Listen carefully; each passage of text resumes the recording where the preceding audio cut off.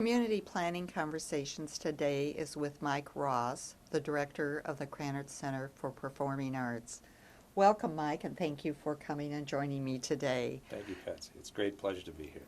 Mike and I, in 2004, collaborated to bring a person by the name of Richard Florida to our community, along with the help of the then provost and now Chancellor Herman. Why did we work so hard to bring Richard Florida here? What was our purpose? Well, from my point of view, at least, the opportunity to actually have Richard Florida share firsthand with people in our community some of his core thinking about the development of communities, not just economically, but from an economic development perspective, which is his area of expertise, of course. What Richard had done in recent years leading up to that was to come to some very important conclusions about the value and the role of the arts and cultural component of a community vis-a-vis economic development, and in an increasingly competitive world. That is to say, competitive in the sense of communities vying to attract and retain businesses, individuals, etc., and to develop an idea of sustainable growth over time. So what Richard did very differently than others in his field was to capture some data from around the country, contextualize that data in ways that enable people who are thinking about the development of communities, whether they come from the private sector, the public sector, whether they're university-based or non-university-based. But there were so many things about Richard's thinking that we felt were important for people to have a sense about straight from him, not just from his books and not just from what supporters or critics were saying about his work. And I think it was one of the most exciting convenings of people from across the community that I can recall in my years here. It was very exciting, the lunch and his talk in the foyer area of the Krannert Center for the Performing Arts. That was very nice. And Richard's book, The Creative Class. The Rise of the Creative Class is one that you have shared with as many people as possible. Yes, Gift copies of it that you've distributed throughout the whole community. Well, again, I think it was an important articulation of a different way of viewing things, many of which had been observed by many people for decades before, but it was the way Richard pulled it all together and brought it into I think a more potent framework. By the way, that was Richard's first major book, The Rise of the Creative Class, but his more recent publication, The Flight of the Creative Class, is equally compelling and perhaps even more important, and the frame is even broader. It speaks about a national and international framework and the importance of thinking along the lines that we've been talking about. And he talked about the 3 T's, as everybody has contracted it: talent and technology and tolerance. Mm-hmm.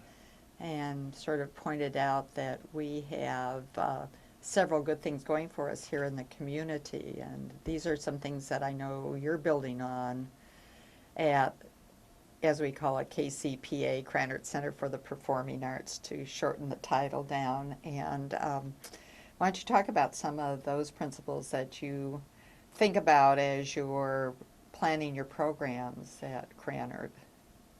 Yes, glad to do that, because whether you think about those notions, talent, technology, and tolerance in the specific ways that Richard uses them or suggests that they be used. I think that broadly speaking, they represent an interesting combination of core notions, and perhaps the most interesting of which is tolerance in this case, because everyone, I think, can get their arms around the notion of talent very quickly. And talent in Richard's vocabulary really just simply applies to people who have the capacity to perform very well in their creative work. And Richard, as you know, defines the creative class in a very broad manner, not just viewing artists as creative workers, people who in their own minds are dealing with creative problem solving, creative work, creative thinking, breakthrough-wise in the sciences, engineering. Broadly speaking, lawyers and others can be included in this manner. But talent is an important notion. Recognizing talent, using by showcasing talented individuals. There are many good things that come out of that, or that can come out of that. But that's one thing. We also need to bring and keep talented people in our community, recognize the talented members of our community who may have been here for a very long time but have been under-recognized for the gifts that they have. Technology, again, you can get your arms around that pretty quickly. The world is a world in which developing technologies are core to the competitiveness of societies and countries, nations, big chunks of the world, but also on a more personal basis, developing technologies are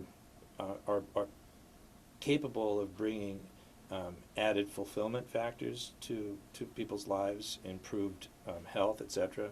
But they also carry with them challenges. So the technology thing is very important, but places that do not have, communities that do not have strong technology resources are at a clear disadvantage in this world in which we live. And of course, because we have a major Research One university right here, a fabulous major Research One university with extraordinary leadership in place, I think. Our community, the Champaign-Urbana community, and more broadly speaking, the surrounding areas, we are at a clear advantage relative to our population size by the presence of this major university, which has a very strong technology component. And this community, you know, from several years ago when Larry Smarr was still in town, Champaign-Urbana was recognized as one of the top 10 most wired communities in the country, or in the world, actually. But the notion of tolerance, I think, is really where it gets extremely interesting. And a community that is viewed both by those living within it and those who are observing it from the outside and maybe contemplating moving into that community to live, work, and play.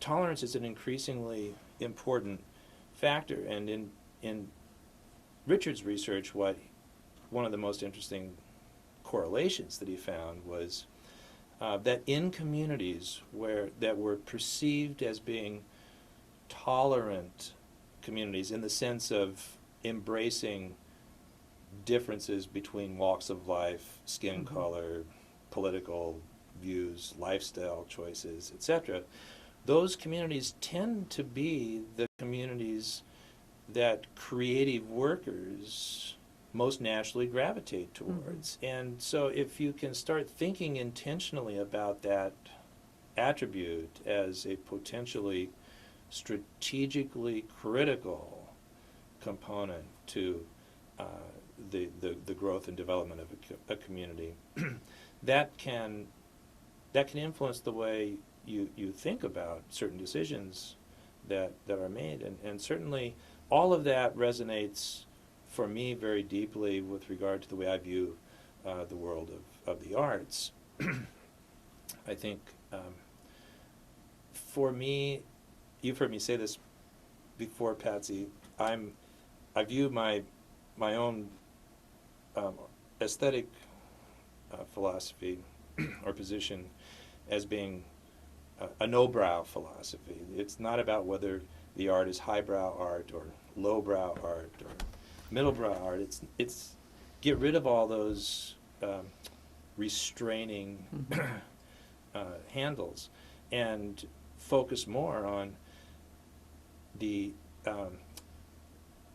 level of the creative imagination that's at play, the potential for the work to change the way a person thinks about life, or just the sheer sort of impressiveness of a creative mind's ability to manipulate the materials of a given art form. I mean, even if without any additional kinds of references or resonances. Thinking along those lines is something that I think is a liberating, can be liberating, and it can be very rich in the results. And so when it comes to planning a season at Krannert Center and an accumulative effect of season after season after season, my hope is that what we can do is bring to the community as broad an array of highly creative expressions from around the world, from all walks of life, so to speak, and give people living here the opportunity to formulate their own opinions about what it means to be part of a very big world that is highly creative when you get right down to it. There are lots of other things I could talk about on creativity, as you also know, that get a little bit more philosophical or theoretical, but I think that maybe I should just stop right there for now. No, that's a really good build-up.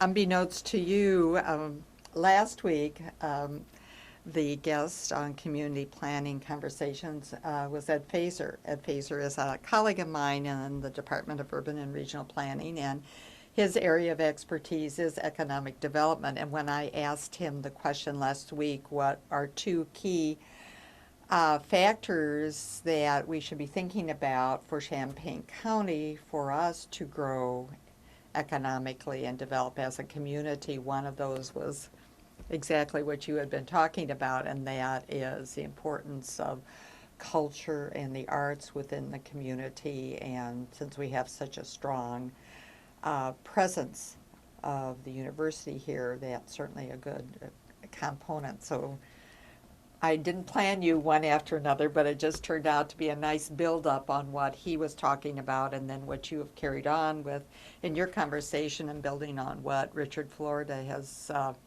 written so strongly about in his book, The Rise of the Creative Class.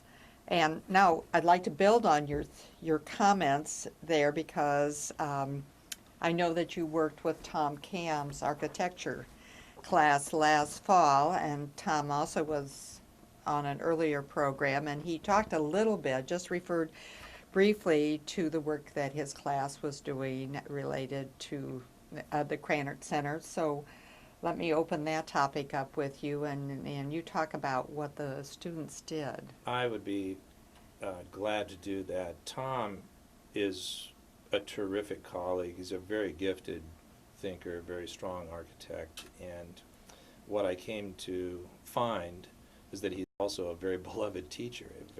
She's a terrific educator, and his students, these were all graduate students that we worked with. And we should probably mention he originally was a scene designer. That's right. Tom had so he brings that to his discipline. Indeed, for something like 15 years in New York, Tom was a very, very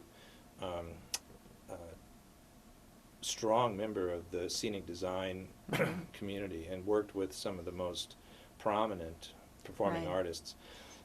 So when I started talking to Tom about the idea of thinking long-term about Krannert Center and its role at the university and in the community.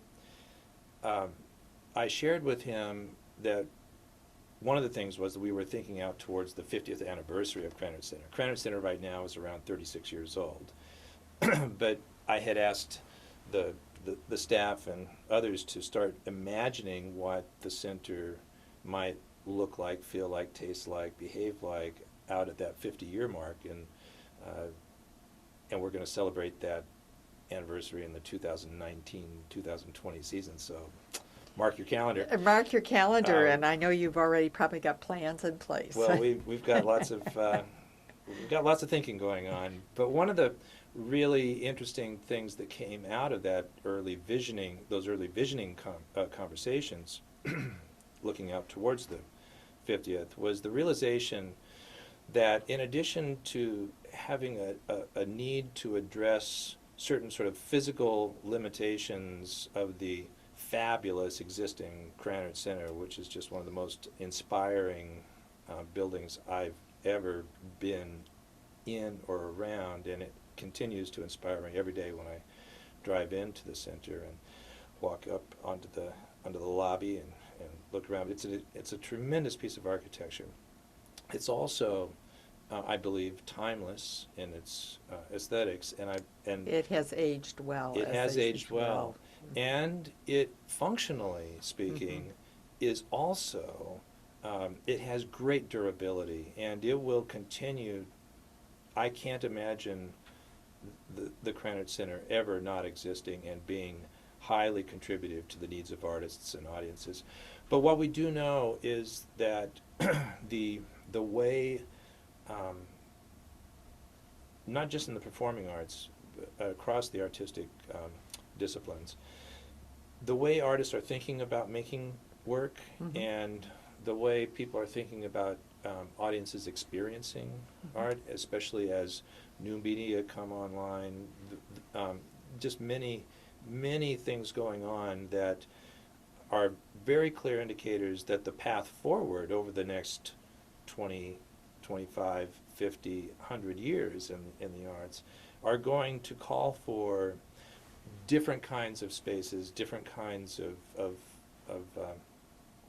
developmental spaces, more flexible spaces, different modes of relating artist to audience, and also it's fairly clear that creative thinkers from different domains, that is to say, from the arts, creative thinkers in the sciences and technology, creative thinkers in the humanities, creative thinkers in commerce, are beginning to collaborate in very interesting and surprising ways. So if we can be thinking about being a place very unique on the entire planet where the art of the past can reside alongside the art of our time, alongside the creation of large pathways into the art of the future, that is a very stimulating thought for me and others. And it has led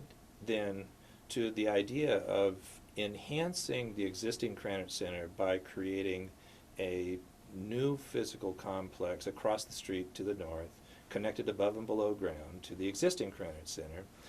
And we, for the time being, are just calling it the idea Krannert North. And I sometimes add the term meta creativity complex to that Krannert North label. But Tom really took to this idea and asked if he could use the concept as the premise for the work of his graduate student studio. And I was absolutely astonished with the variety and the richness of the ideas that came out of that class.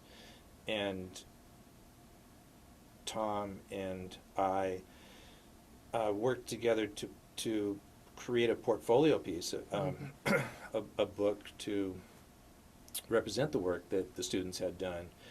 The exhibition that they created, by the way, at the end of the semester was just so much fun to see how there were 18 students in the class. Each one of them had a very different concept of how this might unfold, this kind of a project might unfold.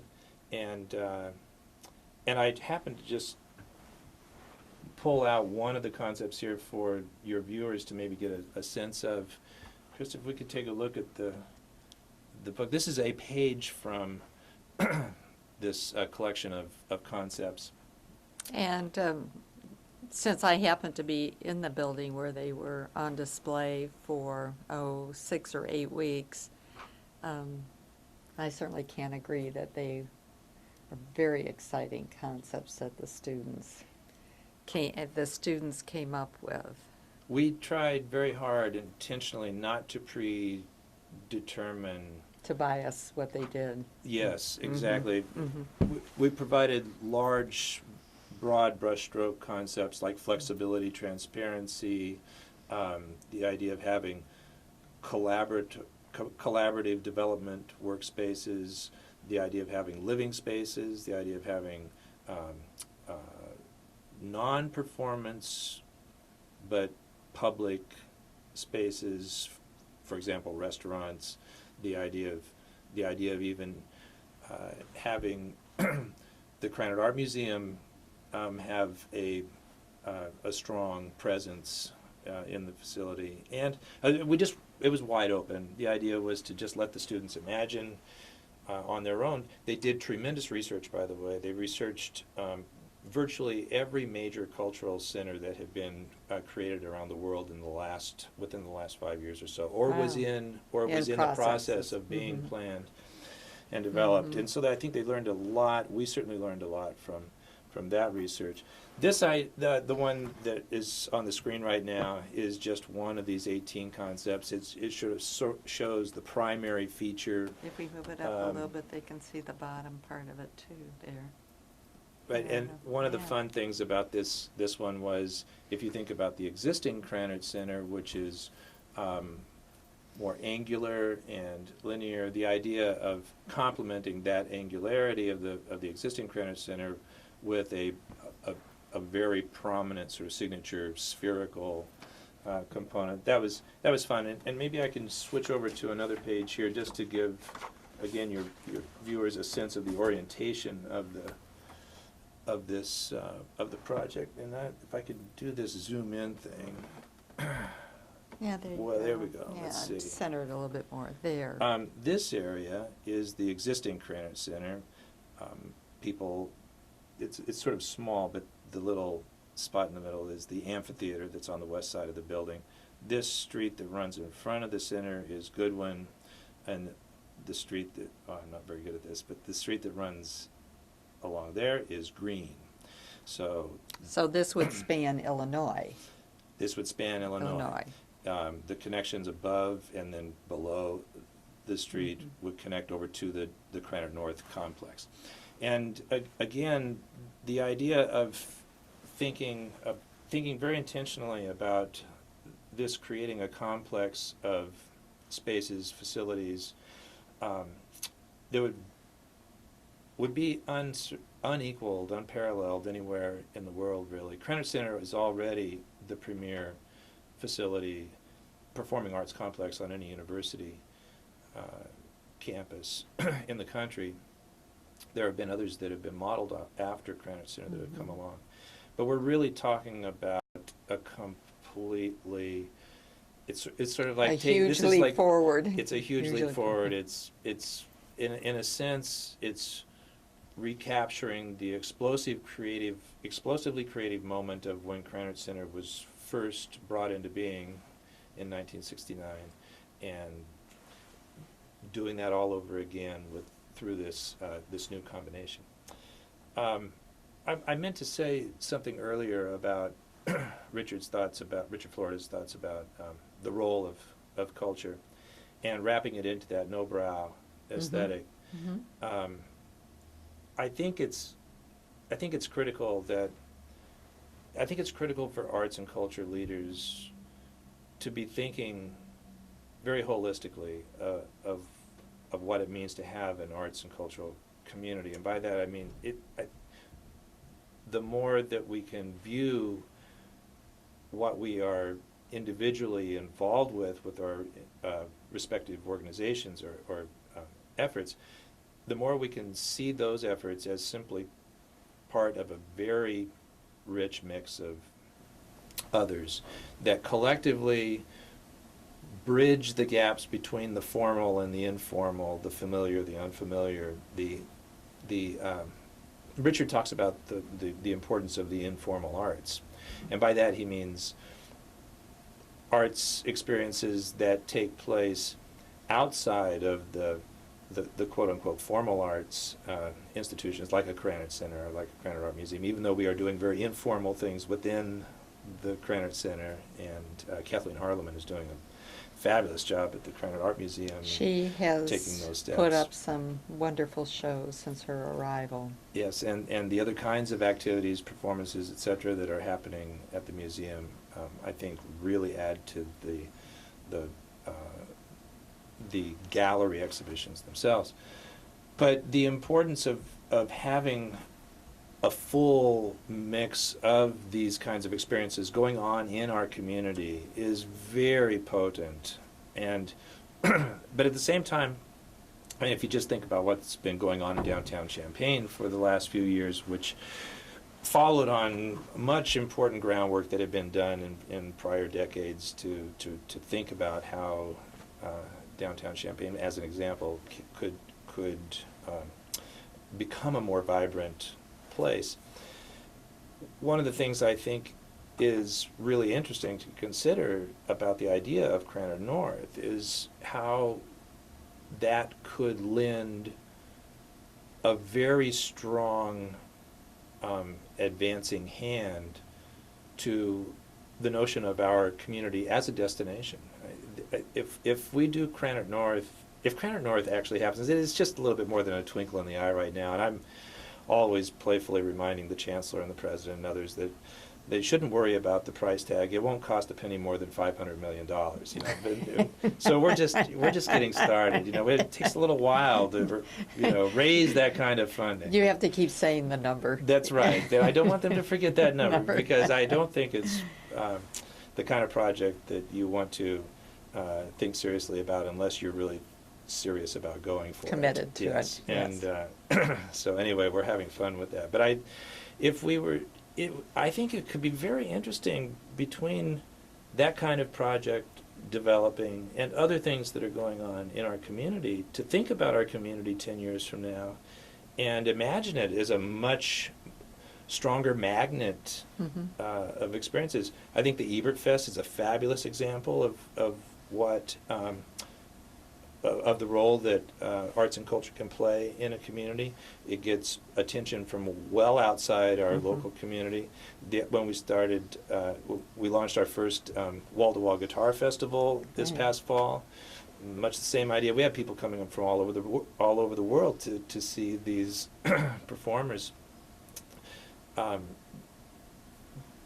I don't want to just talk about Krannert Center, but the important thing is to be thinking about the full mix of things that are going on in our community, that could be going on in our community, and that's why when a person like Richard Florida pulls different strands of thinking together and articulates things in a way that enable leaders from different sectors to think differently about their community and its potential to move forward, I think it's a really interesting time to be involved with thinking about community development, economic development, personal fulfillment, collective communal fulfillment, and ultimately what role it is that we have to play in this big world in which we live. You have to let me just ramble a little bit more because I mentioned Richard's Flight of the Creative Class. That book, along with Tom Friedman's The World is Flat, another book that two very influential members of the world of commerce and economics, John Seeley Brown, who was the head of the Xerox PARC Research and Development initiative, and John Hagel III, a very influential finance consultant, they together co-authored a book called The Only Sustainable Edge, and another book that came out from a pair of professors at MIT called Innovation, The Missing Dimension.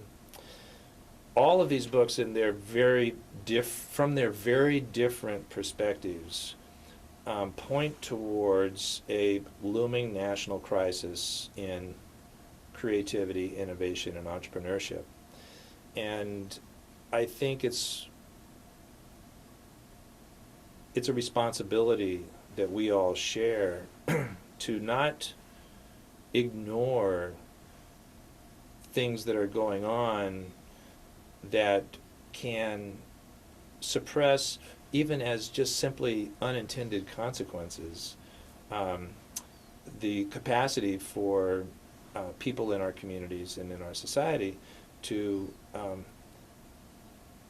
fulfill their creative potential. Again, it's not about the arts per se. It's about whatever their creative potential. And I believe strongly that every single human being is highly creative by nature, and unleashing that creativity is what I think is what we have not yet done very well consistently across society.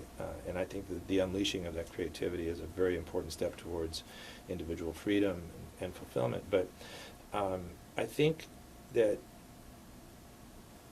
leaders in higher education, leaders in civic governance, certainly leaders in K through 12 education, other fields, need to really wake up and start finding ways to work together to address this looming crisis. Other societies are figuring out that creativity does count, and it counts big time, because innovation, whether you call it innovation or entrepreneurship or creativity, it's all part of the same, comes from the same wellspring. And thinking of it all coming from the same wellspring is something that Joe White and Richard Herman, I think, are very clued into from the university perspective. But I think it's a very important time. It's an exciting time. It's a stimulating time. It's a highly fulfilling time in which to live, despite these massive challenges to the environment,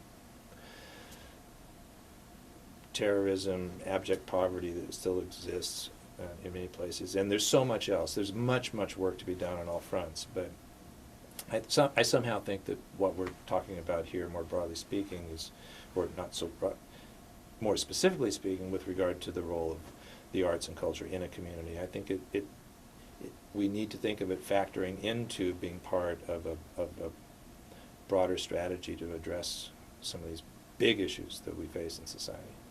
Well, you are in a really unique position and college to accomplish this. Just for our viewing audience, for those who maybe don't understand the structure at the university, we have a unique configuration. We both happen to be in the College of Fine and Applied Arts. Mike is director of Krannert Center for the Performing Arts, but I am also, and I'm in urban planning, and one would not think those two would be housed under the same college, and that doesn't happen much across the country. But we not only have that, but we have the School of Architecture and then Landscape Architecture, and adding to that, we have dance, and we have drama, and we have the Krannert Art Museum and the Japanese House. So it's an incredible configuration of talents that intermix and offer the foundation for everything that you have just talked about so eloquently on what potentially can come from the university and then just spread out to the community and become this destination concept that you've talked about for a very, very long time. But it is not as unrealistic as some folks may think when they just hear it talked about, because it's housed in such a unique setting.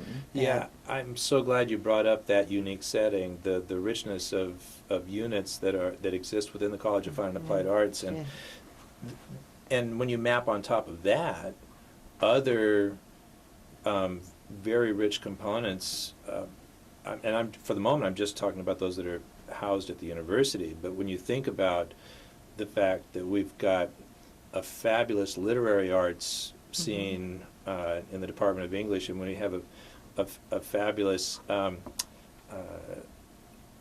well, we talked about the Ebert Fest. That comes out of the College of Communication. It does. The idea that we have these massively high-end, leading technology units at the university, the National Center for Supercomputing Applications, the Siebel Center for Computer Science, the Beckman Institute, those three just alone, never mind the many other incredibly high-end components of the College of Engineering. The mix of those assets, along with those that you mentioned earlier, is really, really strong. And then when you look outside the walls of the university, so to speak, and think about all the other fabulous arts and cultural entities in our area, I think we should be very excited about our potential to emerge, in my view, as the most highly desirable community in the States in our population bracket. I think that there's no reason to think that that can't be accomplished. And there are so many things that are already underway and that are starting to converge and compound and really create the kind of momentum that I think will carry us forward. Anyway. Let me take you back to the meta. The meta-creativity complex. Meta-creativity complex. I know one of the concepts that you also have been very interested in is work-live space. Yes. Particularly for artists. It doesn't necessarily have to be that, but that would probably be your main focus. Well, there's a residence hall right next to where this parking lot is, where right there. where the potential space is for an addition to Krannert. In all of your forward thinking, has there been any conversation of capturing that as a live-work space, or if that is not specifically available, other areas within, other spaces within the community that could be captured for that same concept? I think that's a great idea. We certainly have talked about the possibility of housing artists and students visiting artists and students inside or alongside, somehow connected to the Krannert North facility. What you're talking about is something really important, broadly speaking, which is the idea of enabling. This is core to Richard's thinking too, Richard Florida's thinking, making a community one that welcomes and makes special efforts to accommodate the needs, the living needs. Artists and creative thinkers generally, more broadly speaking, tend not to work on those sort of 8 to 5, 9 to 5 sort of schedules. Their their lights are on all the time. Yeah, right? it just doesn't shut down when it's told to. And for many artists, being able to live and work in essentially the same space is a very important feature to their lives. It can make the difference between an artist or a creative thinker being able to fulfill their potential or not. So that kind of thinking, broadly speaking, it could be a sort of a distributed network of places throughout our community that are intentionally considered as places for artists and other creative thinkers to live and work. And then there's the combination of not just living and working, but also displaying or presenting, exhibiting. Right. You have to have that also. I'm really encouraged by some of the conversations that have flowed from the 40 North, 88 West organizations, which is our local Arts, Culture, and Entertainment Council, very strong interest on the part of that organization to help city planners think more intentionally about such things. And it sounds like there are some interesting developments that are beginning to take place. To take place. That's nice to hear, because unfortunately we lost that wonderful building in Monticello, the Pepsin building, which would have been Yes. it was a tremendously solid building. It would have been a nice bridge for this, and a bridge from the university to its aspect at Allerton Park. Mm-hmm. It would have been a nice connection. But we have quite a nice empty building on Main Street in Urbana, the old bank building, which is another Indeed. good one to be thinking about how that could be integrated into live-work space. Well, let me ask you, how did you get to this interest of director of Performing Arts Center, the arts? Talk about your background just a little bit. Sure. My educational background is all in music. I did my undergraduate studies in music education, and my graduate studies were all in music composition. I was always writing music as I was studying or involved with my music education program, but my desire to compose eventually overrode the other desires in my life. But all along that way, I was also involved in organizing performances of various sorts. And my musical performance training is both in classical and jazz, but I was also always playing in rock bands and other things. So I just ended up involved in all kinds of different performance organizing efforts. And what I eventually realized was that I found myself so fulfilled by helping to bring artists and audiences together and watching what happens in those moments that I began doing more of the performance organizing stuff, and then was asked by, I did my doctorate at Columbia University, and while I was doing my doctorate in New York, the old theater at Columbia was renovated, and I was asked to assist the dean of the School of the Arts to help establish the management practices and such, and that led to my eventually becoming the executive director of the theater. And a number of years later, I was asked to repeatedly to come out and take a look at Cranard Center, and I did. I never thought I'd be leaving New York City after being there for 15 years. But when I came out to visit and met people at the university and the community, I was so taken by not only what was already happening in so many good ways here, but a real interest in taking more steps down the pathway into the future. So that's more or less how I got here. It's funny though that you brought up the intersection or the coexistence of architecture, and I mean we're talking about architecture here a lot recently here. That was a very strong passion of mine before I went to college. Had my high school senior project was actually the design and modeling of a new civic center for the town that I grew up in.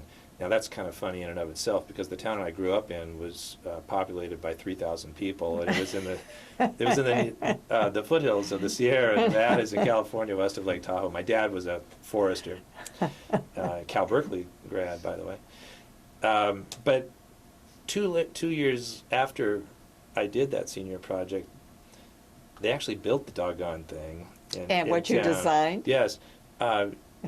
I never got any royalties or anything like that from it, never received any fees for it, but they just basically handed my design off to an architectural firm, a professional architectural firm that figured out how to make it actually work. And But you get the pleasure of driving by it yeah, and it's very knowing funny. that is yours. It's very funny, but I sort of mention it now by way of saying that I find my personal interest, what I find very fulfilling outside of the arts per se, and the work that I do at Krannert Center per se, just the broader notion of being part of a creative society in a creative world, and how many different aspects of this world there are that we don't think of as being connected, but in fact Oh, are we're- deeply connected. We're all very, very connected, and not just short shrift when you were talking about outside our own college, but other talents within the university house, and already there's that cross-fertilization going on between art and design and over at the computer center with the Indeed. computer art, and that's probably some of what you're thinking about in relationship to some interactivity that could go on in the addition to the Krannert that you've been talking about. Absolutely, we've had some great collaborations already Yeah. with the technology. Some very exciting Exciting things campus, that yeah. have been happening. Well, let me just segue. Now, we've been talking about how you got started in this and how you got to know artists, and this has led you to the new program for 2006, 2007, and Yes. you brought the premiere issue of the program. I don't know if it's actually out in the mail yet, but we have a early copy of it. Yes. And if you give us a little preview of what is, Hold on, I have to zoom out. yeah, zoom out just a little bit so people can see the incredible graphic work of your in-house graphic people there at Krannert. Yeah, this is I wish, I hope everybody gets this brochure They will. very soon, and if you haven't already gotten onto our mailing list, make sure you call the ticket office and get onto the mailing list. It's a fabulous season brochure. This one is designed by John Havlick, one of our senior designer at the center, and I think it's a beautiful combination of original art, as you see on the cover, that he created, but also just a great display of the artists and performances that we'll be bringing to the center this coming season.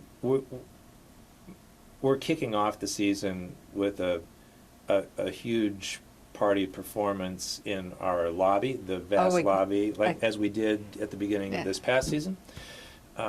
You have caused that lobby to really become alive. It's a fabulous physical space. It's a fabulous interior space. It's majestic, but it's also because when Max designed it, I think he had the human proportion. The architect was Max Abramovitz. Max Abramovitz. Who's a graduate of our School of Architecture, just to tie everything together. That's here. right. He was also the lead architect on the United Nations building and many others. Yes.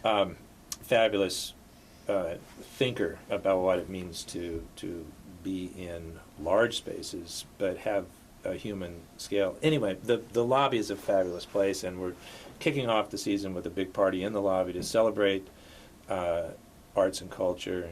We're bringing in the premier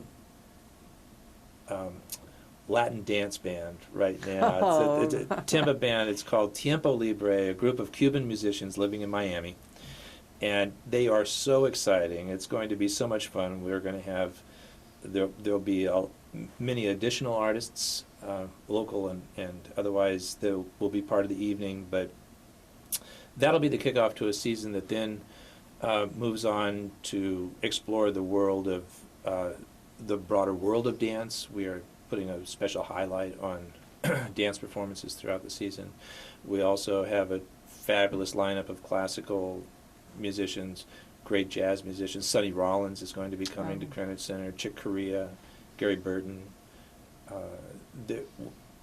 One of my favorite instruments in the world of jazz that crosses over into R&B and other areas is the Hammond B3 organ. And we are bringing in the greatest B3 player alive right now. Oh, wow. He's a young guy by the name of Joey DiFrancesco, and it's just it's a blistering kind of talent that he has. a lot of fun. We have some really intriguing theater projects coming in. Artists from all around the world will be coming through the center, so I hope that your viewers will have a chance to I'm taste some of that. sure they will. I'd like to go back to your opening party, and it's rather, you may not have intended it that way, but it's certainly a nice acknowledgement of the growing Latino population that we have in our community and in Rantoul. And folks may not be quite aware that this is a growing contingent and a nice addition to our community. It gives us a wonderful mix. It's a terrific, it's a terrifically emergent population, and our planning team for opening night is in close contact with many members of that community, both on campus and out, non-university affiliated, and I can't share with you all the plans that are in place, but there are many. We're hoping that this will be a celebratory moment in that regard, as well as just pure artistry. It's an important piece of what's going on in our community. Well, this is a nice way to end our conversation today. What we have to look forward to in the 2006-2007 program at the Krannert Center for the Performing Arts. And again, I thank Mike Ross, the director of the center, for joining me this afternoon. And remember, planning matters.